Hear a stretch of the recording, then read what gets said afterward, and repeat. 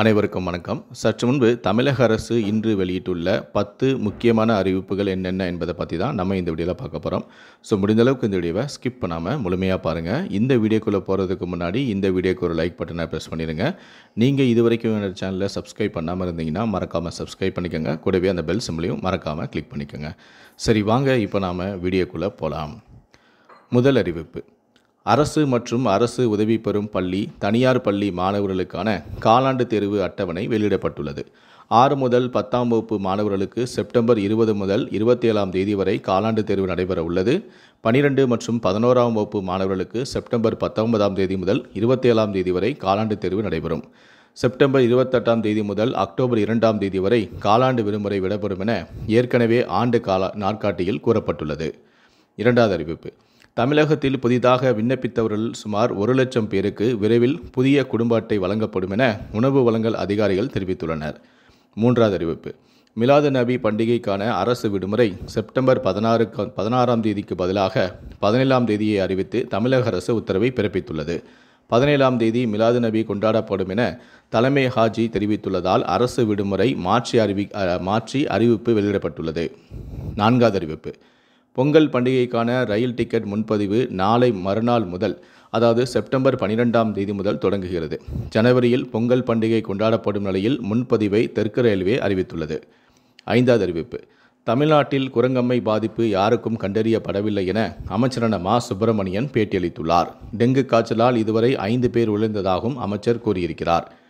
ஆறாவது அறிவிப்பு: தருமபுரி மாவட்டத்தில் 462 கோடி ரூபாய் செலவில் 1724 ஏக்கர் பரப்பளவில் சிப்காட் தொழில் பூங்கா அமைக்கப்பட உள்ளது என்று தமிழ்நாடு அரசு தகவல் தெரிவித்துள்ளது.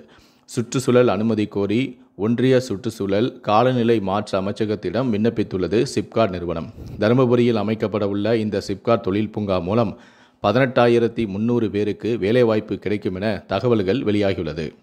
ஏழாவது அறிவிப்பு: தமிழ்நாட்டில் வரும் 14ஆம் தேதி குரூப் 2, குரூப் 2A தேர்வானது 2327 காலியிடங்களுக்கு 7,94,000 பேர் போட்டியிடுகிறார்கள். TNPSC அறிவிப்பு. ஒன்பதாவது அறிவிப்பு: ராமநாதபுரம் மாவட்டம் பாம்பன் முதல் தூத்துக்குடி வரையிலான மன்னர் வளைகுடா கடல் பகுதியில் 21 தீவுகள் உள்ளன. அவற்றில் அரிய வகை பாசிகள், 3600 வகையான கடல்வாழ் உயிரினங்கள் உள்ளன. மேலும் ராமேஸ்வரத்தை சுற்றிலும் தனுஷ்கோடி, தேவிப்பட்டினம் என ஏராளமான சுற்றுலா தலங்களும் உள்ளன. இதனால் இங்கு சுற்றுலாவை மேம்படுத்த முடிவு செய்துள்ள தமிழக அரசு 3 மணி நேரத்துக்கு மிகாமல் 50 பேர் பயணம் செய்யும் வகையிலான பயணிகள் கப்பல் சேவையை இயக்க முடிவு செய்துள்ளது.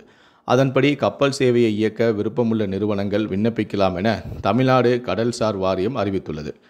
9வது அறிவிப்பு: சென்னை கிண்டி ரேஸ்ஹவுஸ்க்கான குத்தகை ரத்து செய்து தமிழ்நாடு அரசு அரசாணையை வெளியிட்டுள்ளது.